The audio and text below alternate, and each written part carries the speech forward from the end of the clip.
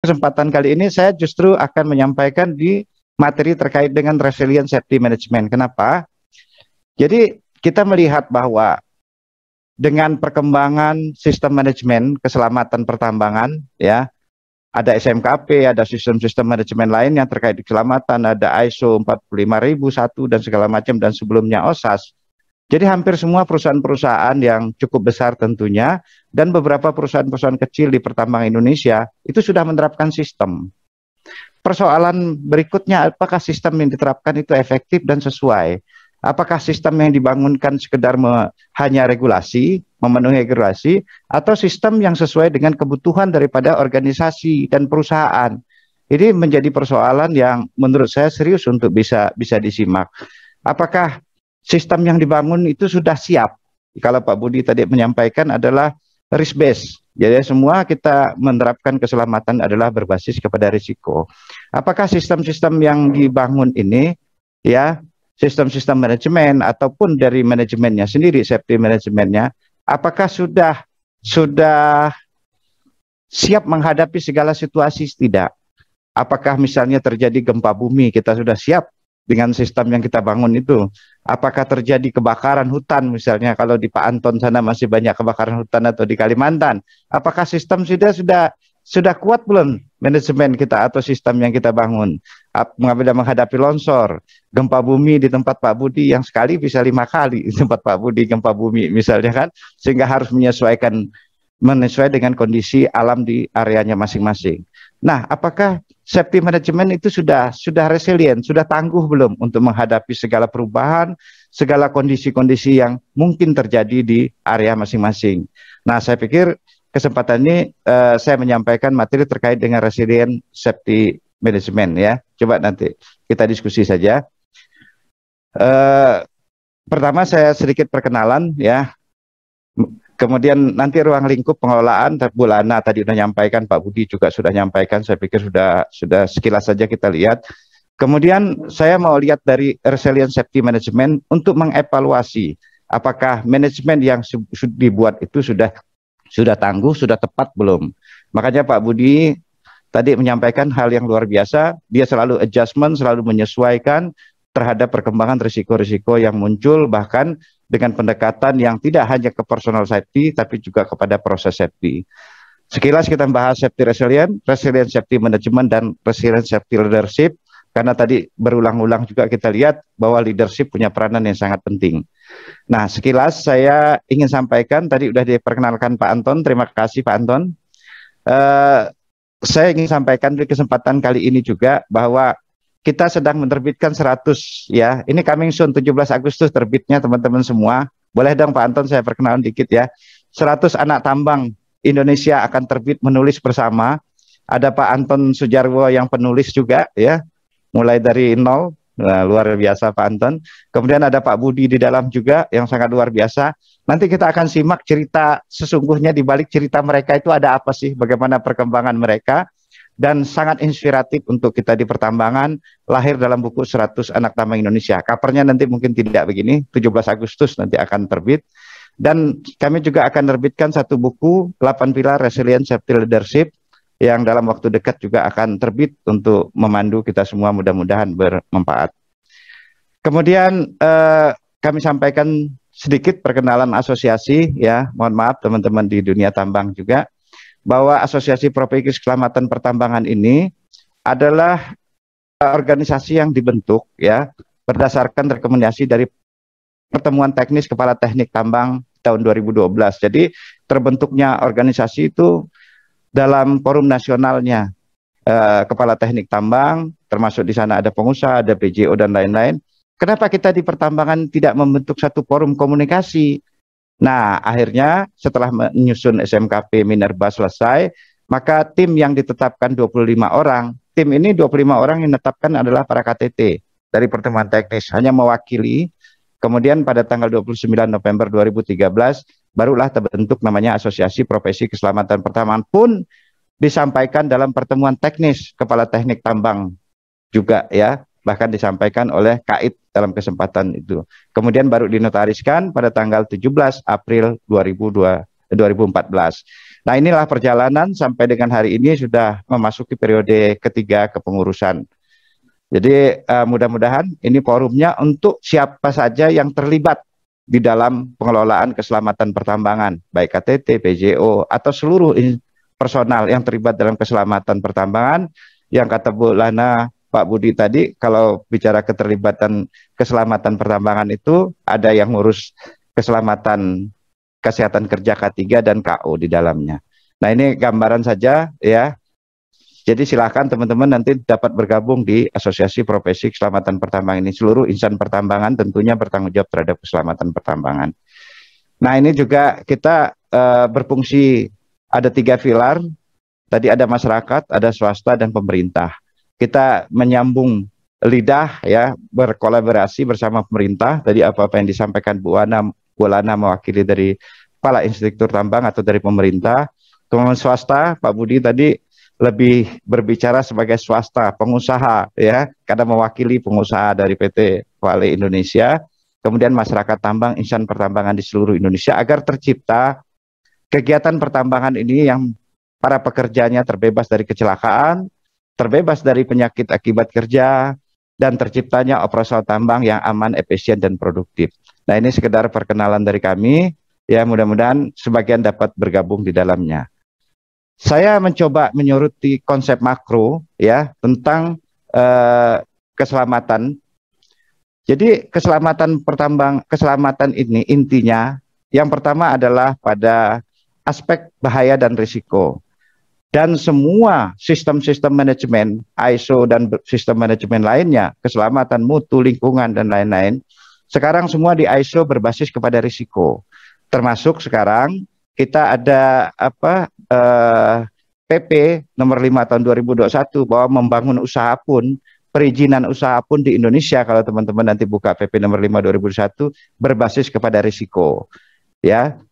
Dengan risiko yang terjadi dalam organisasi apabila ini tidak kita mampu mengontrol bahaya dan risiko, ini akan menyerang ke segala arah bahaya risiko ini. Akan menusuk kemana saja, menyebar gitu ya. Kalau tidak dilakukan pengendalian, tentu dapat merusak, menyebabkan kecelakaan, ringan, berat, bahkan sampai menyebabkan kematian. Nah, oleh karena itu hajat dan risk itu harus dikontrol. Ya, bagaimana pengontrol hajat dan risk? Pak Budi tadi sudah cukup banyak menyampaikan bagaimana mengontrolkan bahaya dan risiko ini, baik yang personal ya maupun yang terkait dengan proses. Kemudian ini harus dikontrol. Bagaimana cara mengontrolnya? Maka kita kontrol dengan satu manajemen yang kita sebut dengan manajemen risiko. Itu dulu, dikelola dulu. Bagaimana untuk kita tercegah dari kecelakaan? Maka tahap pertama kita harus melakukan pengelolaan risiko dengan manajemen risiko. Nah, apabila pengelolaan risiko ini sudah efektif, dapat kita kontrol dan tidak menyebas keluar lagi gitu ya, tentunya kita sudah dapat bekerja dengan aman, ya, kondisi safe health, aman dan sehat. Ya, tentunya kalau manajemen risiko kita benar-benar berhasil, maka segala upaya-upaya lain mungkin tidak perlu kita lakukan. Yang ada hanyalah mengontrol. Persoalannya di dalam sebuah organisasi atau perusahaan atau instansi apapun, manajemen risiko ini belum begitu efektif. Agar manajemen risiko ini efektif biasanya, maka harus didukung oleh sistem manajemen. Kita bersyukur, alhamdulillah, saya akan coba mereview juga sistem manajemen karena penerapan sistem manajemen keselamatan kesehatan kerja di dunia ini juga umurnya belum lama. Umurnya sekitar 20-22 tahun lah ya. Dalam 20 tahun. Jadi kalau banyak kekurangan-kekurangan dan kurang paham kita terhadap bagaimana pentingnya, bagaimana implementasi manajemen. Nah, karena kita baru dalam 20 tahun terakhir lah kita sistem manajemen, nanti kita review sekilas. Nah, maka pengelolaan terhadap manajemen risiko harus dikontrol dalam sebuah sistem manajemen. Yang tentunya dalam kesempatan ini ada sistem manajemen keselamatan dan kesehatan kerja. Risiko-risiko apa? Termasuk risiko-risiko bencana alam, ya, yang natural disaster tadi, ya, disaster tadi juga tetap bisa diprediksi sesuai dengan kemungkinan terjadi dari setiap wilayah.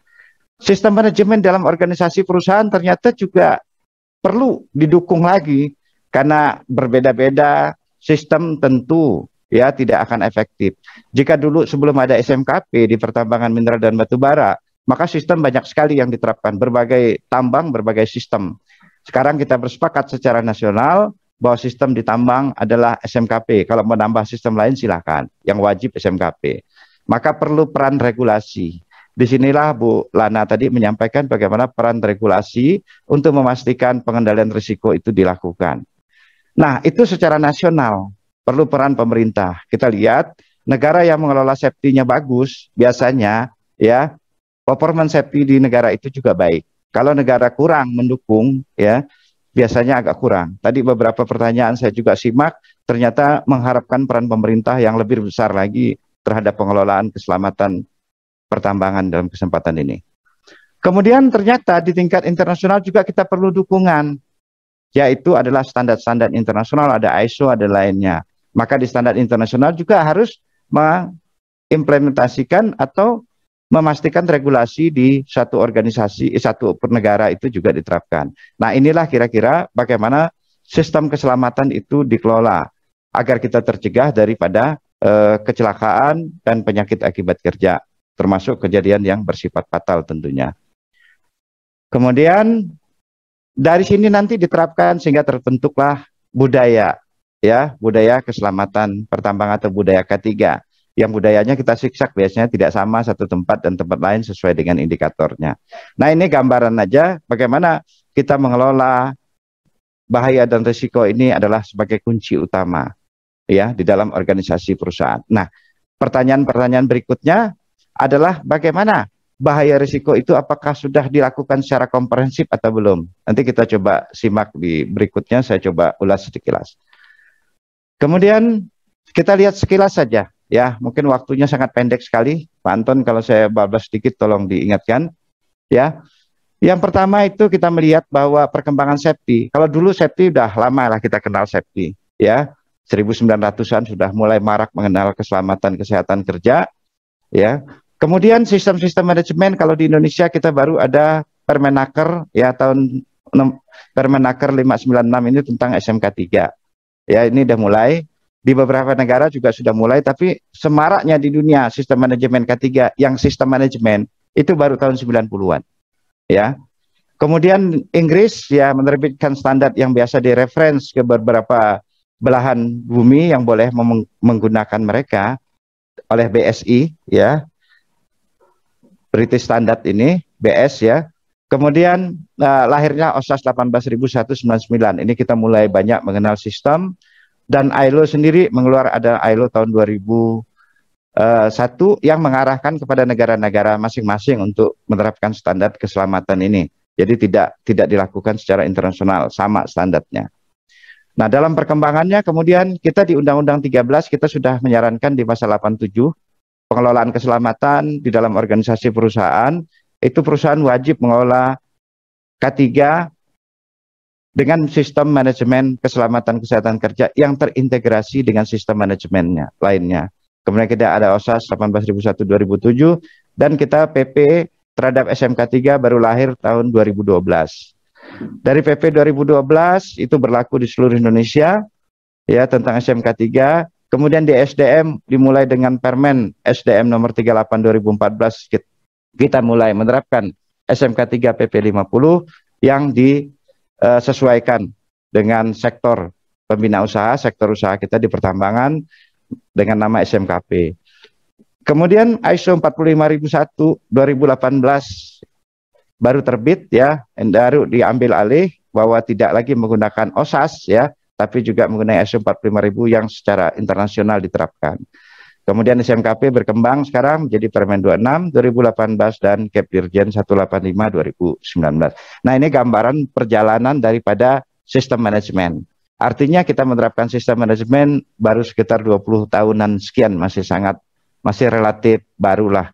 Jadi memang kita harus koreksi, harus mengisinya menjadi lebih efektif. Sistem ini apakah sistem sudah komprehensif atau belum diterapkan.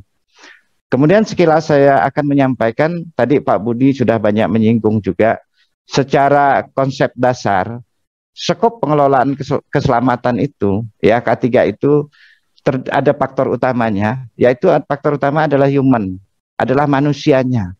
Ya, jadi pengelolaan keselamatan tidak batas pada manusia saja, tetapi manusia sebagai satu interaksi dengan faktor-faktor lainnya.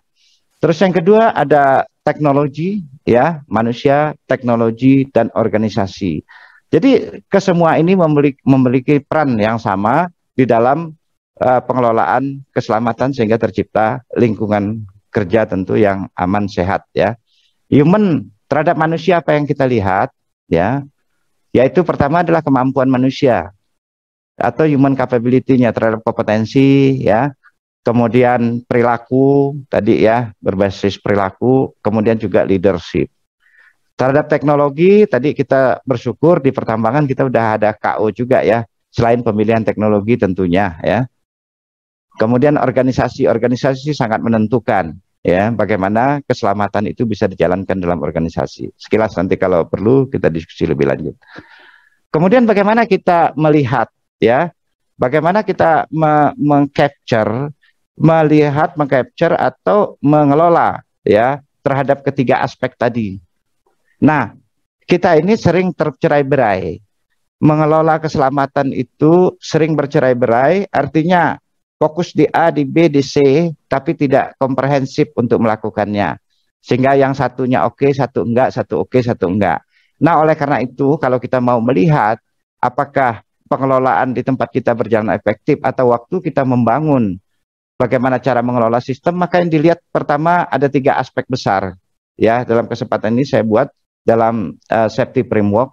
Yang pertama adalah people. People terdiri dari yang pertama adalah human capability. Human capability adalah kemampuan seseorang, karena yang namanya di capability inilah interface-nya orang, human interface-nya di sana. Jadi kalau bilang safety adalah bagian tersendiri, saya kurang juga setuju. Karena begitu dia praktek di lapangan, maka safety sudah menjadi bagian integral. Terintegrasi dari seorang yang melakukan interface langsung di lapangan.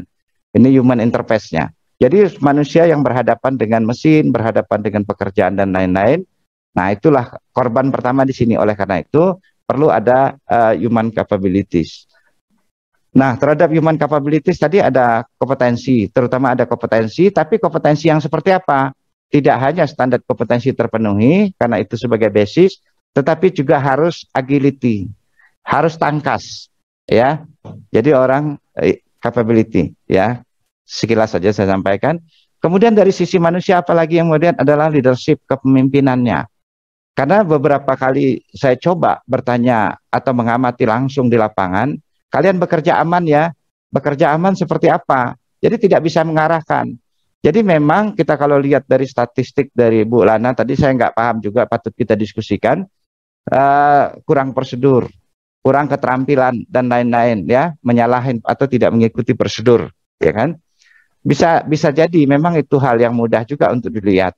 Karena memang kita di dunia pertambangan ini sangat berat juga kalau saya lihat. Bayangkan saja mulai kerja 12 jam. 12 jam dari pagi sampai sore secara terus-menerus harus konsisten. Jadi tidak hanya orang yang memiliki kapabilitas bagus, tapi juga harus tangguh. Harus resilient, harus tangguh. Karena jam yang terakhir saja sudah 11 jam konsentrasi, tinggal 1 jam tidak konsentrasi, apa yang terjadi? Kecelakaan. Maka selama 12 jam kerja, kalau sehari cuman 2 shift, berarti 12 jam mesti tangguh. Nah, leadership ini makanya kami kembangkan, ya, dengan bagaimana cara membangun leader-leader yang resilient di pertambangan dengan 8 pilar. Ya. Kemudian dari sisi proses, kita adalah risk-based mitigasi. Jadi memitigasi risiko-risiko baik personal safety maupun proses safety. Nah, pada umumnya, ya, yang Pak Budi juga sampaikan tadi, ya, ada 2 bagian alhamdulillah sudah terintegrasi di tambang. Betul, ya, sudah terintegrasi di tambang, yaitu ada personal safety-nya di K3-nya dan proses safety-nya di KO-nya. Nah, risk base ini banyak kita dilihat di tambang, apakah mengelola risiko, ya, risiko terhadap proses sudah dilakukan atau belum. Karena hasil hiranya kita, ya, hierarkinya kita lebih banyak biasanya ke manusia, bagaimana terkait dengan prosesnya. Nah, ini patut kita capture. Kemudian tentu kita berbasis kepada compliant, ya, pemenuhan. Dan sistem secara keorganisasi seluruhnya, maka sistem yang dibangun apakah sudah inklusif atau terintegrasi belum? Karena sistem K3 sendiri, keselamatan kesehatan kerja itu perlu dilakukan secara terintegrasi dengan sistem manajemen lainnya. Yang ini produksi, yang ini begitu pada interface ya, pada bagian terdepan, maka juga harus terintegrasi. Oleh karena itu, sistem mesti terintegrasi dengan yang lainnya, termasuk dengan teknologi tentunya akan disesuaikan. Nah, inilah framework sebagai kacamata kita untuk mengcapture atau untuk membangun bagaimana sistem yang kuat di dalam organisasi perusahaan. Izin 5 menit lagi, Pak Al. Oke, terima kasih. Kemudian yang berikutnya, ya, oleh karena itu kita perlu membangun sistem yang resilient. Yang resilient artinya adalah keselamatan tangguh terhadap semua kondisi. Tadi kondisi bencana, kondisi normal, abnormal, rutin, non-rutin gitu ya. Nah, kita harus tangguh, harus siap menghadapi segala kondisi sehingga tercipta keselamatan dan kesehatan kerja. Bagaimanakah yang dikatakan resilient? Ya, apabila kita dapat mengelola risiko-risiko yang sudah lalu, risiko-risiko yang ada sekarang, dan risiko yang akan datang. Risiko yang lalu misalnya adalah kita belajar. Belajar, kita sekarang punya pikiran belajar dari kejadian-kejadian yang sudah terjadi. Dari insiden-insiden yang terjadi dan kejadian-kejadian yang positif, yang sukses. Jadi tidak hanya kita belajar dari kegagalan. Mungkin 1000 kali kita melakukan pekerjaan, belum tentu ada 1 kali gagal. Oleh karena itu, belajarlah dari 1000 kali yang berhasil. Ya, jadi belajar dari keberhasilan. Kemarin berhasil, hari ini harus berhasil. Hari ini berhasil, besok kali lebih berhasil dalam mengelola dan seterusnya. Kemudian, kedua adalah kemampuan kita merespon terhadap risiko-risiko yang aktual. Bagaimana risiko-risiko yang aktual yang muncul saat ini, risk of the person-nya, termasuk emergency response-nya mampu kita kelola. Dan yang disampaikan Pak Budi juga cukup banyak tadi adalah risiko-risiko yang kritikal. Kita harus mampu memonitor risiko-risiko kritikal yang mungkin akan terjadi, ya, yang bisa terjadi kapan saja. Kemudian yang berikutnya adalah kemampuan yang keempat adalah kemampuan untuk melakukan antisipasi. Kemampuan antisipasi adalah risk of the future, risiko-risiko yang akan datang. Ini adalah yang kita sebut dengan risk management. Nah, pengelolaan ini semua tidak akan bisa efektif kalau tidak dikelola dalam sebuah sistem manajemen. Nah, itulah kita kelola dalam sistem manajemen keselamatan atau safety management system. Itu ya. Jadi pengelolaannya harus dikelola dalam safety management. Kemudian apakah resilient safety management itu? Jadi resilient safety management itu dapat didefinisi sebagai kemampuan manajemen, karena fokusnya juga nanti ke manajemen, untuk mencegah atau beradaptasi dengan kondisi yang berubah, untuk mempertahankan atau mengendalikan kerja organisasi, sistem atau kinerja sistem, sehingga tercipta organisasi yang terbebas dari kecelakaan. Nah, teman-teman semua, peserta webinar, bahwa kita perlu safety management yang resilient, yang tangguh untuk mampu menghadapi segala perubahan-perubahan dan kemungkinan. Ini menjadi orientasi penting ke depan. Dalam 5-10 tahun ke depan, ya menurut diskusi-diskusi kami, ini menjadi topik yang sangat menarik, karena sistem yang dibangun harus mampu, ya, tangguh menghadapi segala kondisi, tidak hanya sekedar sistem. Nah, bagaimana membangun sistem yang resilient? Ya, manajemen yang resilient itu pertama harus memahami tentang safety resilient. Ya, safety resilient, bagaimana yang namanya keselamatan tangguh yang mampu menghadapi segala kondisi. Yang kedua, tadi beberapa pertanyaan menarik, adalah komitmen manajemen itu penting. Setelah paham, berikan komitmen, dan kemudian membangun sistem manajemen keselamatan yang terintegrasi, kemudian membentuk leader yang resilient. Maka kesempatan ini kami menyampaikan ada 8 pilar yang harus dibangun agar resilient. Kemudian mengimplementasikan resilient management sistemnya, ya. Jadi kemudian tentu melakukan evaluasi dan pengukuran. Nah, dalam penerapan yang resilient itu adalah memperkuatkan yang baik, ya, yang baik diperkuat dan yang buruk tetap dikelola untuk menjadi baik. Konsep belajarnya adalah bertindak. Kalau dia berhasil, kita belajar dari hasil. Kenapa kemarin berhasil? Kemudian kita bertindak lebih baik. Kemudian bertindak. Kalau dia gagal, kita belajar kenapa gagal, sehingga kita bertindak yang lebih baik. Jadi konsep ini menjadi siklus yang terus-menerus melakukan improvement, sehingga menciptakan hasil yang terbaik, dan kita semakin tangguh. Kemudian yang berikutnya, 8 resilient safety leadership ini terdiri dari kita biasanya banyak orang yang punya kompetensi, tapi tindakannya kurang, komunikasi kurang. Maka 8 pilar ini dibangun, ada kredibilitas, ada kompetensi, kredibilitas, dan seterusnya sampai ke recognition. Ini diukur satu-satu kepada leader-leader kita. Apakah leader kita sudah resilient atau belum? Dan toolnya kita sudah bangun juga, ya, sehingga ini bisa dijadikan ukuran apakah kita sudah menjadi pemimpin atau safety leadership, ya, memiliki kepemimpinan yang resilient atau belum. Oke ya, sekilas. Jadi ini bisa diterapkan di tempat kita masing-masing. Kemudian yang terakhir, 5 menit kayaknya waktunya langsung habis, ya. 5 menit, resilient safety management adalah berfokus pada pengembangan prinsip dan praktek yang diperlukan untuk memungkinkan sistem berfungsi dengan tangguh. Resilient management dapat didefinisikan sebagai kemampuan manajemen untuk mencegah atau beradaptasi dengan kondisi yang berubah untuk mempertahankan, mengendalikan kinerja organisasi, sistem atau kerja. Pada konsep ini, pandangan pencegahan kecelakaan lebih kepada best safety performance. Jadi dibandingkan dengan zero accident. Jadi bukan fokusnya kepada insidennya, tapi berfokus kepada yang lebih sustain, lebih kuat, lebih resilient, yaitu kepada safety performance-nya. Jadi ini sekilas materi singkat yang kami sampaikan karena waktu juga selesai, ya. Mudah-mudahan ada kesempatan di diskusi yang lain. Yang kita lihat di berbagai sektor pun gitu ya sudah mengembangkan resilient management.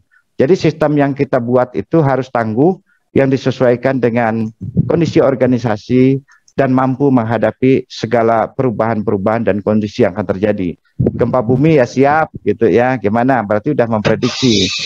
Bencana alam lain, longsor lain juga udah siap. Itu kemudian terakhir dalam rangka mengembangkan keselamatan pertambangan harus kita bulatkan hati, pikiran, jiwa dan raga. Semoga kita tetap S5, sehat, selamat, sejahtera dan sukses selalu. Positif, optimis, pengharapan.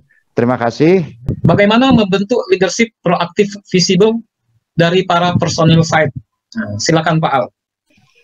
Oke, ya, terima kasih. Ini pertanyaan luar biasa ini Pak Anton. Jadi memang waktu sekilas kita tadi menggambarkan bahwa memang kita juga sulit sekali biasa bagaimana mengembangkan safety leadership ini, bagaimana menilai, apalagi kemudian membentuknya. Nah, oleh karena itu safety leadership itu menurut kami perlu dibentuk dalam 8 pilar yang coba kami susun, karena itu dilakukan secara komprehensif. Jadi kalau tidak dibangun dalam pilar-pilar yang komprehensif seperti itu 8 pilar, maka terjadi parsial-parsial. Yang pertama tentu di kompetensi tadi. Kalau berbicara di segi kompetensi, dia harus strong HSE kompetensi pastinya, ya, memahami bagaimana proses-proses, prinsip mengolah risiko, credibility dan seterusnya. Bagaimana membentuk mereka? Maka menurut saya pertama kita perlu melakukan assessment dulu, assessment daripada leadership teman-teman kita yang ada di lapangan. Setelah yang kedua, setelah dilakukan assessment, ketahuan potensi masing-masing, karena varian setiap orang berbeda, sementara kita punya harapan yang sama. Kalau bisa, bagaimana leadership itu mempunyai tingkat yang level yang sama lah, paling tidak sedikit berbeda, maka assessment. Terus yang kedua, maka kita harus lakukan edukasi. Dan bahkan sebenarnya kita juga perlu satu pola yang efektif diterapkan adalah pola mentoring selama 4-6 bulan untuk mengevaluasi. Setelah diedukasi, diberikan pelatihan sama, pemahaman atau persepsi yang sama, di mentoring, dan selanjutnya dilakukan evaluasi kembali. Nah, dengan begitu dia tahu posisinya di masing-masing pilar saya di berapa. Dan sebenarnya dengan dia tahu itu, dia akan tahu bagaimana dia merubah dirinya untuk mencapai yang grade yang lebih baik. Kira-kira seperti itu Pak Anton. Terima kasih.